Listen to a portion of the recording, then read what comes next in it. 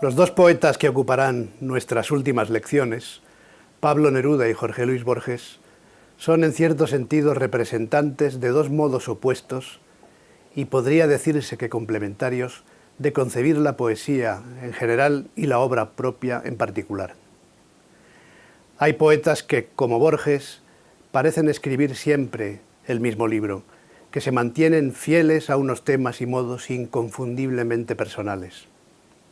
Hay otros que lo cambian todo en cada libro, como si buscasen un camino que en realidad se halla en la misma búsqueda. A este segundo tipo pertenece el chileno Pablo Neruda, autor de una de las obras más ricas, renovadoras y variadas del siglo XX, y que en cada uno de sus títulos, o tal vez habría que decir ciclos, el amoroso de los 20 poemas, el hermético de Residencia en la Tierra, el épico político del Canto General y el humildemente lírico de las Odas Elementales, por citar solo los más importantes, inventa nuevos temas y nuevos modos de creación poética. Tras los versos adolescentes descubiertos póstumamente de los cuadernos de Temuco, escritos entre los 15 y 16 años allá por 1919-1920, el primer libro publicado por Neruda fue Crepusculario, 1923, que recoge, con aires todavía decadentistas y neorrománticos, los poemas de los últimos años en Temuco y de las nuevas experiencias en Santiago. El primero de sus grandes éxitos llegó pronto, a pesar del rechazo inicial por razones morales de la editorial que acabó publicándolo. El erotismo de algunas imágenes, aunque hoy nos pueda parecer bastante morigerado, hizo que los responsables de la editorial no viesen muy conveniente su publicación, y Neruda reaccionó con ira. Les pesará a todos, dijo. Pero al final el volumen salió en la importante editorial Nascimento de Santiago de Chile en 1924. Me refiero, obviamente, a los 20 poemas de amor y una canción desesperada, que acabó y sigue siendo uno de los títulos más reeditados y leídos de la poesía mundial. Los 20 poemas son, como suelen ser las grandes obras, una combinación perfecta de tradición y de originalidad. Formalmente es un libro tradicional, con predominio del verso alejandrino y uso de rimas asonantes que configuran estrofas o combinaciones que habían sido habituales en la poesía postromántica y modernista. También el título y la estructura del conjunto reflejan en cierto modo la tradición de los cancioneros amorosos, con el relato de una experiencia personal de conquista y desamor, con un yo y un tú poéticos y con la figura femenina integrada en la creación, dando al amor la dimensión de un fenómeno natural, telúrico, cósmico. Pero más allá de su condición sentimental, el libro supuso una renovación total de las imágenes poéticas, con formulaciones muy originales de motivos conocidos como la descripción del cuerpo femenino o la carnalidad de la relación entre un hombre y una mujer, y ello con procedimientos expresivos transparentes y comunicativos, lejos aún del inminente surrealismo o hermetismo de los sucesivos libros del autor. En la figura femenina de los 20 poemas, volcó y combinó Neruda sus experiencias con al menos dos mujeres reales, Teresa Vázquez León y Albertina Rosa Azócar, unidas bajo el disfraz del lenguaje figurado y simbólico. Marisol y Marisombra, como explica en sus memorias, confieso que he vivido. Dice Neruda, siempre me han preguntado cuál es la mujer de los 20 poemas. Pregunta difícil de contestar. Las dos o tres que se entrelazan en esta melancólica y ardiente poesía corresponden, digamos, a Marisol y a Marisombra. Marisol es el idilio de la provincia encantada con inmensas estrellas nocturnas y ojos oscuros como el cielo mojado de Temuco. Ella figura con su alegría y su vivaz belleza en casi todas las páginas, rodeada por las aguas del puerto y por la media luna sobre las montañas. Marisombra es la estudiante de la capital. Boina gris, ojos suavísimos, el constante olor a madreselva del errante amor estudiantil, el sosiego físico de los apasionados encuentros en los escondrijos de la urbe.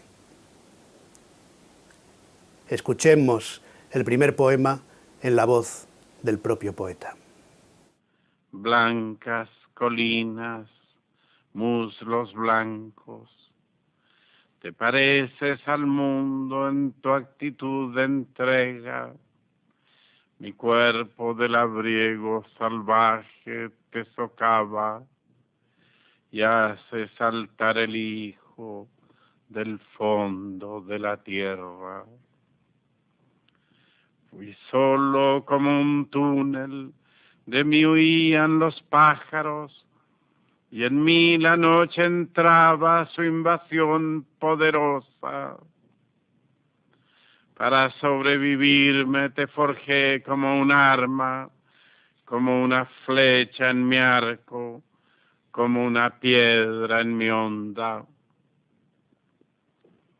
Pero cae la hora de la venganza y te amo, cuerpo de piel, de musgo, de leche ávida y firme, a los vasos del pecho, a los ojos de ausencia, a las rosas del pubis, a tu voz lenta y triste. Cuerpo de mujer mía, persistiré en tu gracia. Mi sed, mi ansia sin límite, mi camino indeciso, oscuros cauces donde la sed eterna sigue y la fatiga sigue y el dolor infinito. En ese primer poema se advierte ya la extraordinaria capacidad de creación de imágenes, que se prolonga en muchas de las memorables páginas que siguen y trazan una historia amorosa de principio a fin, del encuentro al fracaso, del entusiasmo a la desesperación, de la felicidad inicial al abandono del último verso del libro. Es hora de partir, oh abandonado. La más famosa de las composiciones del libro es sin duda el poema 20, del que existen incluso versiones musicadas e interpretadas por artistas tan reconocidos como Chabela Vargas y Joan Manuel Serrat. Su enorme popularidad no debe apartarnos de la cuestión que aquí nos importa. Se trata de un poema extraordinario, que evoca el pasado desde un presente nostálgico, mezclando y aun confundiendo esas dimensiones temporales, que aborda la relación entre experiencia y escritura, asumiendo la naturalidad de la inspiración y jugando con la retórica convencional de los poemas sentimentales, y que tiene el acierto de hacer todo eso con un lenguaje deliberadamente desnudo y elemental, mediante un discurso obsesivo y desarticulado, a veces ilógico, incongruente y contradictorio, pero consecuente al fin con las incertidumbres de la pasión amorosa y por medio de reiteraciones y paralelismos que van de la efusión sentimental al aforismo. Escucharlo en la voz del autor es el mejor modo de acabar nuestra lección de hoy. Puedo escribir los versos más tristes esta noche. Escribir, por ejemplo, la noche está estrellada y tiritan azules los astros a lo lejos. El viento de la noche gira en el cielo y canta. Puedo escribir los versos más tristes esta noche. Yo la quise, y a veces ella también me quiso. En las noches como esta la tuve entre mis brazos. La besé tantas veces bajo el cielo infinito. Ella me quiso, a veces yo también la quería. ¿Cómo no haber amado sus grandes ojos fijos? Puedo escribir los versos más tristes esta noche, pensar que no la tengo, sentir que la he perdido, oír la noche inmensa, más inmensa sin ella, y el verso cae al alma como al pasto el rocío. ¿Qué importa que mi amor no pudiera guardarla? La noche está estrellada y ella no está conmigo. Eso es todo. A lo lejos alguien canta, a lo lejos. Mi alma no se contenta con haberla perdido.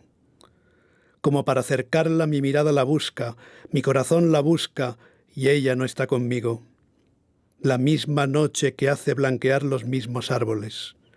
Nosotros, los de entonces, ya no somos los mismos. Ya no la quiero, es cierto, pero cuánto la quise. Mi voz buscaba el viento para tocar su oído. De otro, será de otro, como antes de mis besos. Su voz, su cuerpo claro, sus ojos infinitos. Ya no la quiero, es cierto, pero tal vez la quiero. Es tan corto el amor y es tan largo el olvido. Porque en noches como esta la tuve entre mis brazos, mi alma no se contenta con haberla perdido. Aunque este sea el último dolor que ella me causa, y estos sean los últimos versos que yo le escribo.